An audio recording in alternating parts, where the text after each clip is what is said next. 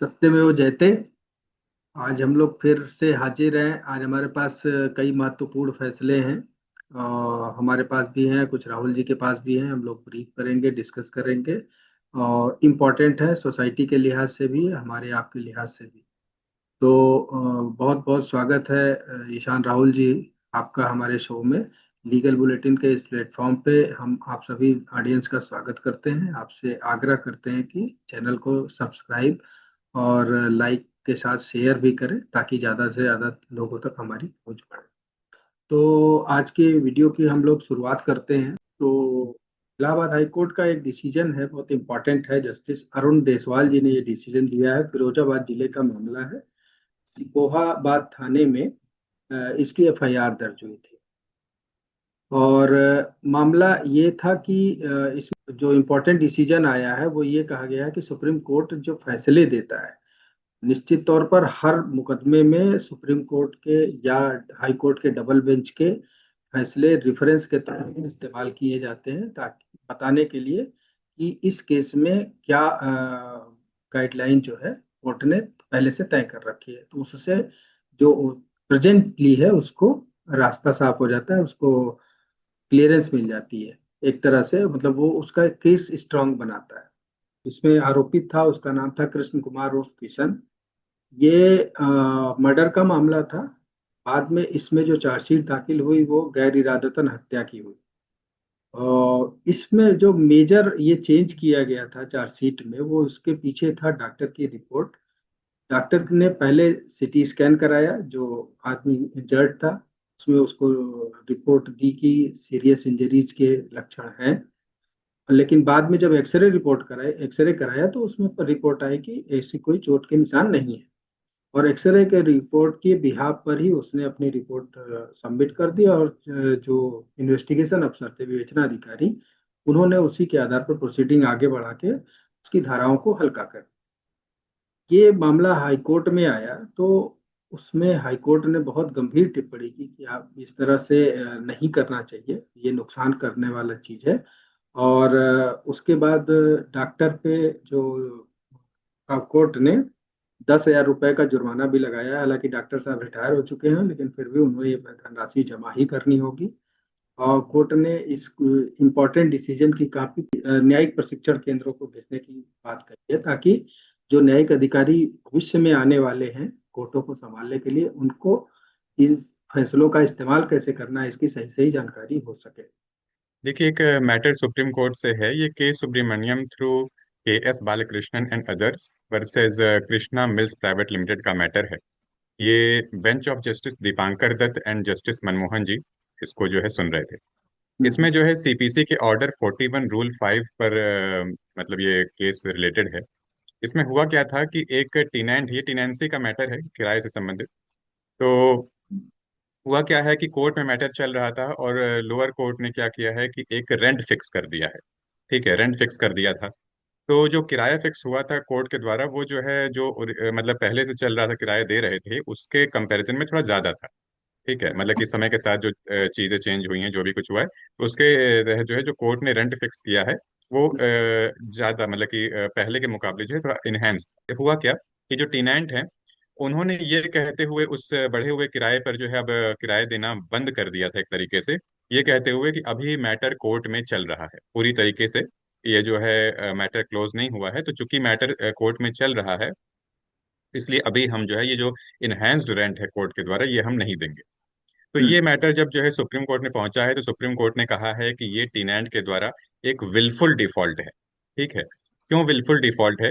क्योंकि अगर आपको उस इनहेंस्ड रेंट से कोई प्रॉब्लम थी, तो आपकी पहली ड्यूटी थी कि आप जाकर के कोर्ट में उसके खिलाफ स्टे लेंगे। ठीक है, यानी कि अगर कोर्ट ने कोई रेंट आपके लिए फिक्स करी है कि आपको इतना रेंट देना है, और आपका मानना है कि वो ज्यादा है, तो आपको पहले स्टे लेना चाहिए था। जब तक स्टे नहीं आप ले रहे हैं, तब तक आपके पास ये मतलब सुविधा नहीं आएगी कि आप जो है उस कोर्ट की ऑर्डर को अवहेलना करेंगे और आप जाकर के जो है रेंट पे करना बंद कर देंगे। इस केस में यही हुआ था।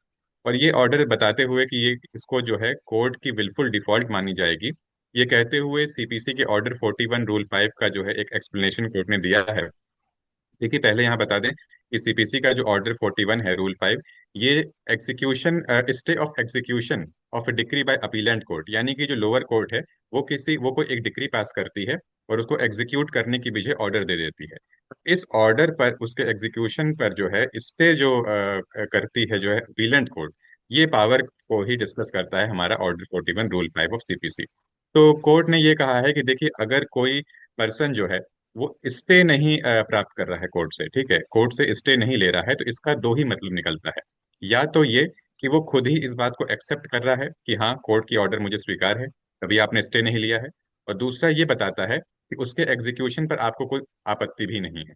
अब हम नेक्स्ट की बात करेंगे तो ये यूपी बार काउंसिल का चुनाव बहुत इंपॉर्टेंट है, पूरे प्रदेश के अधिवक्ताओं के लिए है। दो करीब करीब 2.5 लाख अधिवक्ता वोटर हैं, और पहली बार बार काउंसिल उत्तर प्रदेश ने सभी अधिवक्ताओं की डिग्रियों को वेरीफाई कराया है।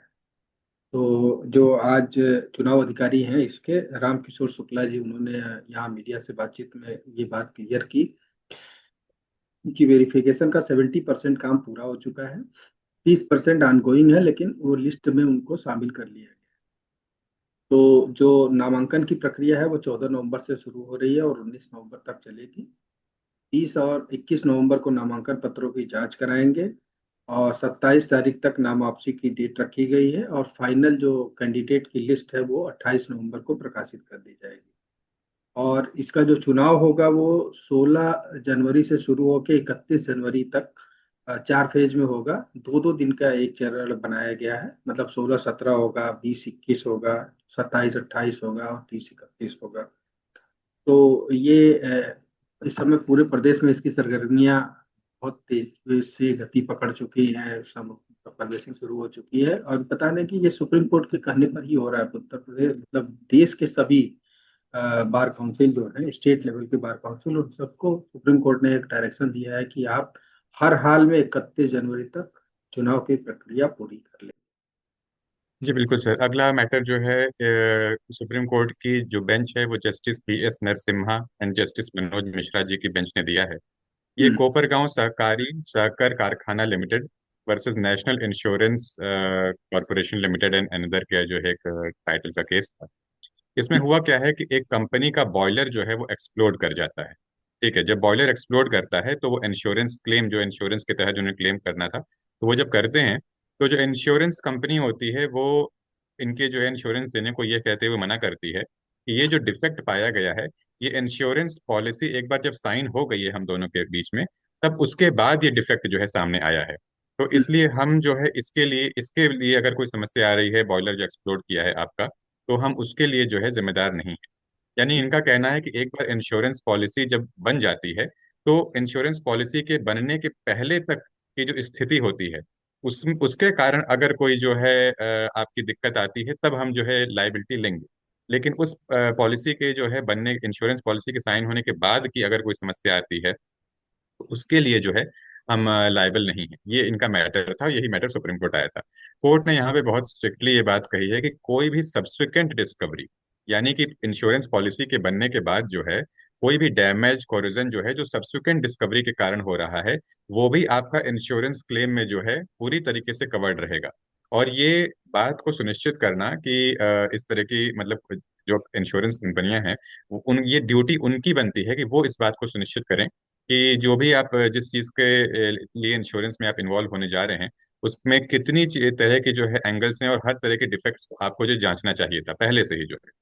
अगर आप ये कहते हुए बचना चाह रहे हैं कि इंश्योरेंस पॉलिसी को हमने जो है जिस दिन बनाया था उसके बाद ये चीजें सामने आई हैं, तो ये आपकी ही जो है लैप्स है, आपकी तरफ से खामी हुई है। तो ये लाइबिलिटी से आप बच नहीं सकते हैं, आपको इसका जो है जो इंश्योरेंस बनता है वो उसको पे करना पड़ेगा। ये हमारा जो नेक्स्ट केस है ये गुजरात से है। गुजरात हाई कोर्ट में बहुत इंटरेस्टिंग मामला पहुंचा है। बेसिकली ये मामला अहमदाबाद का है। एक कपल था जिसकी शादी 2006 में हुई, और बहुत अच्छे से हुई, दोनों काफी हंसी खुशी भी थे। उनके जो रिलेशनशिप थी उसमें एक स्ट्रीट डॉग ने जो है पूरा वो बात मचा रखा है। तो हुआ ये कि 2007 में वो स्ट्रीट डॉग एक महिला घर में ले आई, लेकिन वो जिस सोसाइटी में रहते थे उस सोसाइटी में डॉग को रखना अलाउ नहीं था। इसके बाद भी वो अपने घर में रखी, पति ने उसका सपोर्ट किया। बाद में पता चला कि जो है वो 2008 की बात है, तो उसने क्या किया कि लोगों ने कंप्लेंट कर दिया है पुलिस में। तो पुलिस वुलिस आई तो फिर उसने बाद इसने जो है एक जो एनिमल प्रोटेक्शन का काम देखने वाली सोसाइटीज हैं उन लोगों को ज्वाइन कर लिया। और उसके बाद इन लोगों को हैरेस करना शुरू कर दिया, तरह तरह से कंप्लेंट करना शुरू कर दिया इन लोगों को। तो इसको लेके पति ने मतलब सिर्फ इसी रीजन के चलते पति ने कंप्लेंट फाइल की है और तलाक मांगा है।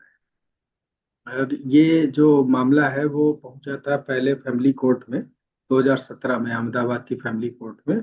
और 2024 में वहां से ये जो है खारिज कर दिया गया, ये कहते हुए कि ये ग्राउंड नहीं हो सकता। एक प्रैंक कॉल का भी उन्होंने लिया था, जो उन्होंने रेडियो जॉकी, उनका आरोप है हस्बैंड ने कि रेडियो जॉकी की मदद से उनकी पत्नी ने कुछ ऐसी बातें की और जिससे हमारी सोसाइटी में काफी बदनामी हुई। और ये उन्होंने तो ये भी तक आरोप लगा दिया कि उसका जो है लव, खासतौर से पेट्स के प्रति, उसके चलते उनका जो मतलब शारीरिक दुर्बलता आ गई है, मतलब। और बहुत गंभीर टाइप के आरोप लगा दिए। तो अब जब वहां से मामला खारिज हो गया तो ये अब इन्होंने हाई कोर्ट की शरण ली है, 2 जजों की बेंच इस पे सुनवाई करेगी और 1 दिसंबर की डेट लगाई गई है। ये अगला मैटर हमारा सुप्रीम कोर्ट से ही है। ये Riyas versus PN Shinoj and another, इसका टाइटल है। बेंच जो है justice K Vinod Chandran and justice NV Anjaria ji की है। देखिए, इसमें ये बड़ा दुर्भाग्यपूर्ण एक मैटर है, क्योंकि इसमें ये मैटर जो एक्सीडेंट का मैटर है, एक्सीडेंटल क्लेम जो है, मोटर एक्सीडेंट इंजरी के केस में जो है, जो क्लेम अवॉर्ड किया जाता है, जिसको जो चोटिल होते हैं, जिन लोगों को परमानेंट डिसेबिलिटी आती है, तो ये इस तरह का मैटर है। ये इंसिडेंट हुआ था, देखिए, सन 2002 में। ठीक है, यानी कि 2 दशक बीत चुके हैं, 2 दशक के ऊपर का समय बीत चुका है। अब जाके ये मैटर जो है फाइनली रिजॉल्व हुआ है। तो हुआ क्या था कि सन 2002 में जो है केरला में एक 7th स्टैंडर्ड का बच्चा था, जो उस दुर्भाग्यपूर्ण दिन जो है ऑटो रिक्शा से अपने स्कूल जा रहा था। और एक लॉरी जो है, जो गलत तरीके से गलत तरफ से आ रही थी, वो आकर के इसके ऑटो रिक्शे में भिड़ जाती है। उसके कारण जो है इसको 77.1% की परमानेंट डिसेबिलिटी हो जाती है। इसके कारण जो है ये इसके जीवन मतलब पूरी तरीके से जो है पटरी से ही उतर जाता है। पढ़ाई लिखाई और आगे की हर चीज जो है वो हो जाती है। इस मैटर में हुआ क्या था कि केरला हाई कोर्ट ने एक अवार्ड जो है, मतलब जो बनता था उसके हिसाब से, वो फिक्स कर दिया था major motor accident injury case के कैटेगरी में। ठीक है, ये बच्चे की उम्र उस समय 14 साल की थी। हम्म। लेकिन जो है जो अवार्ड, जो अमाउंट जो है केरला हाई कोर्ट ने दिया था, वो मतलब पूरी तरीके से जस्टिस नहीं कर रहा था, जितना गंभीर इसके ऊपर जो है इसके जीवन पे जो है एक आंच आई थी इस सब मैटर के कारण। तो यही चीज सुप्रीम कोर्ट में जब आया है, तो सुप्रीम कोर्ट ने इस पर इसके अवार्ड को न सिर्फ बढ़ा करके 15,13,300 के आसपास कर दिया है, बल्कि वो ये चीज जो बढ़ाई है कोर्ट ने, तो उसको समझाते हुए कोर्ट ने कहा है कि देखिए, जब आप कंपनसेशन दिलाते हैं, तो खाली उस मतलब एक मैथमेटिकल कैलकुलेशन नहीं होनी चाहिए कि इतना बनता है, या फिर एक मतलब आपने फॉर्मूले के सेट हिसाब से आपने कोड दे दिया। बल्कि आपको ये करना चाहिए कि उस व्यक्ति ने जिसको चोटिल हुआ है, जो बच्चा है अभी, जो 14 साल की उम्र है, उसको ये देखना चाहिए कि पूरी भावी जीवन जो है उसका इससे किस प्रकार प्रभावित हुआ है। ठीक है, यानी कि कोर्ट ने कहा कि वो उसकी पढ़ाई लिखाई तो ठीक ही है, उसकी शादी वगैरह ठीक है, उस सब उसका डिग्निटी, उसकी रिलेशनशिप सोसाइटी में, उसकी जो एक स्टैंडर्ड था, वो सब कुछ जो है प्रभावित हुआ है। तो इन सारी चीजों को देखना चाहिए जब आप किसी को कंपनसेशन दिला रहे हैं। यानी कि अगर एक कंपनसेशन के मैटर्स हैं, अगर इसी केस में ये बच्चा 7 साल का ना होता और ये कोई मान लीजिए 40 साल का व्यक्ति होता, तो अगर उस हिसाब से देखा जाए तो मतलब फिर जो आप क्लेम दिलाएंगे वो थोड़ा डिफरेंट अमाउंट होगा। बच्चा है, आपको इसकी अलग तरह से जीवन देखना पड़ेगा, हर चीज। तो यही कोर्ट समझा रही थी इसमें। इसमें एक चीज और कोर्ट ने ऐड किया कि आप देखिए, जो हमारे जो परिवार इस तरह की समस्याओं से गुजरते हैं, जिनके घर में किसी मेंबर के साथ ऐसा हो जाए, तो जो मोटा मोटी आप हम लोग जो है, जो हॉस्पिटल का खर्चा या मेडिकल का खर्चा देख लेते हैं, लेकिन डेली लाइफ में जो स्ट्रगल उसको झेलना पड़ेगा अब इस चोट के कारण, इस परमानेंट विकलांगता के कारण, वो आउट ऑफ पॉकेट जो छोटे छोटे खर्च हैं, उसको भी ध्यान में देख रहना चाहिए। तो इन तमाम बातों को ध्यान में रखते हुए कोर्ट ने जो है इससे केरला हाई कोर्ट द्वारा जो एक अमाउंट उसको दिया जा रहा था, उसको काफी इनहेंस करके 15 लाख के आसपास कर दिया है। तो ये है कि जब कभी इस तरह का कोई मैटर हो आपके आसपास, कोई आपको पता चले, इस तरह का किसी को सुनने में आए, तो ये ध्यान दें कि मतलब जो उसकी लाइफ पे जितना इम्पैक्ट पड़ेगा, ये सारी चीजों को मद्देनजर रखते हुए जो है क्लेम दिलाना चाहिए। जो है ये चीज आप अपने खुद को भी जो है मतलब इनकरेज करने के लिए और अपने आसपास के लोगों को भी इनलाइटन करने के लिए एक इम्पोर्टेंट न्यूज़ है। हाँ यहाँ जी पे बिल्कुल। बस सभी ऑडियंस से गुजारिश है कि ये फ्लो फ्लो में विकलांग शब्द निकल गया है, विकलांगता शब्द निकल गया है। ये दिव्यांगता है ये, और इसको दिव्यांगता ही सुना और समझा जाए, उसको करेक्ट करके लोग आगे बढ़ते हैं, आगे बढ़ते जी सर। हैं। ठीक है सर। अगला जो हमारा मैटर है वो सविता वर्सेस सत्यभान दीक्षित का मैटर है। ये इलाहाबाद हाई कोर्ट का एक हुआ क्या था कि इलाहाबाद हाई कोर्ट में एक सुनवाई चल रही थी, और उसमें जो है ये जो सविता हैं जो हमारी अपीलेंट है सुप्रीम कोर्ट में, हम्म। इनका ये कहना है कि जब इलाहाबाद हाई कोर्ट में सुनवाई चल रही थी तो इनके जो वकील साहब हैं उन्होंने कुछ ऐसी बातें कोर्ट से कह दी जिसकी की अथॉरिटी इन्होंने वकील साहब को नहीं दी थी। यानी कि ऑफ कोर्स वकील से हर चीज बताई जाती है, लेकिन वकील साहब उस चीज को कोर्ट में मतलब जज के सामने कहेंगे, उसको कन्फेशन के तौर पे कहना है कि नहीं कहना है, ये चीजें जो है वो क्लाइंट और वकील के बीच में जो है वो रहता है। लेकिन इनका ये कहना है कि वकील साहब जो थे हमारे, उन्होंने जिन बातों का हमने नहीं भी इनको परमिशन दी थी जो है एक्सेप्ट करने की, वो भी वहां कोर्ट के सामने इन्होंने जा करके एक्सेप्ट कर लिया है उस हमारे कंसेंट के बिना। और जब एक्सेप्ट कर लिया तो निश्चित तौर पे कोर्ट उस चीज को रिकॉर्ड कर ली है, तो हम्म। वो मैटर ऑफ रिकॉर्ड में चला गया है। अब ये गई हैं सुप्रीम कोर्ट में ये कहते हुए कि उस जो इलाहाबाद हाई कोर्ट ने वो चीजें रिकॉर्ड कर ली हैं, और उस रिकॉर्ड होने के कारण जो है जो अपोजिट पार्टी को जो है टेम्पररी इंजंक्शन जो है मिल गई है, वो चीज जो है उसको मतलब रोक लगाई जाए उस पे। लेकिन कोर्ट ने ऐसा करने से, कोर्ट की जो सुप्रीम कोर्ट की बेंच थी वो justice Manmohan and justice NV Anjaria ji की थी, उन्होंने एक स्पेशल लीव पिटिशन के तहत जो है ये कहा कि देखिए हाई कोर्ट जो है ना वो एक कोर्ट ऑफ रिकॉर्ड कहलाती है। ठीक है, कोर्ट ऑफ रिकॉर्ड के कहलाने का मतलब ये होता है कि वहां पर जो भी चीजें रिकॉर्ड में आ जाएंगी एक बार, उसकी एक अपनी पवित्रता, एक सैंक्टिटी होगी। ठीक है, आप एक बार जो है जब वहां पे चीजें रिकॉर्ड हो जाती हैं तो उसको आप अमेंड कराने के लिए जो है इस तरीके से नहीं आ सकते कि ये लिखा हुआ है और ये नहीं, अब ये होना चाहिए जो है। ठीक है, तो एक कोर्ट ने यही कहते हुए मना कर दिया, इस चीज को जो रिफ्यूज कर दिया जो है चेंज करने से, कि सुप्रीम कोर्ट जो है, सॉरी हाई कोर्ट जो है वो एक कोर्ट ऑफ रिकॉर्ड है, और उसमें एक बार जब चीजें जो है वहां पे रिकॉर्ड हो जाती हैं तो उसकी अपनी गरिमा है, अपनी पवित्रता है, और उसको जो है इस तरीके से नहीं बीच में जो है आकर के आप उसको चेंज कर सकती हैं। तो ये एक इम्पॉर्टेंट चीज थी जो थोड़ा सा हमारे डेली लाइफ लिटिगेशन से भी जो है संबंधित है। महिला का ये कहना था कि मतलब वकील साहब की ने जो बातें वहां कह दी हैं, उसके कारण इस केस में उसकी जो पोजीशन है वो जो है गड़बड़ हो गई, और इसी कारण अपोजिट पार्टी को परमानेंट इंजंक्शन मिल गया है। हालांकि सुप्रीम कोर्ट ने हर तरह से जो है इसमें हस्तक्षेप करने से जो है अपने को इनकार कर दिया। तो ठीक है, क्योंकि देखिए वो उन्होंने ठीक है क्या किया, क्या कह दिया, ऐसा तो है नहीं ऑन रिकॉर्ड। अगर मतलब रिट में ये सब कुछ न कुछ मेंशन रहा होगा, भले वो रिट में न रहा हो, सप्लीमेंट्री में गया हो, या मतलब किसी भी स्टेज पे वो ऑन रिकॉर्ड तो आया ही होगा, तभी तो उन्होंने किया होगा, और उनको तो साइन, बिल्कुल। महिला ने साइन तो किया होगा उस पर। हम्म।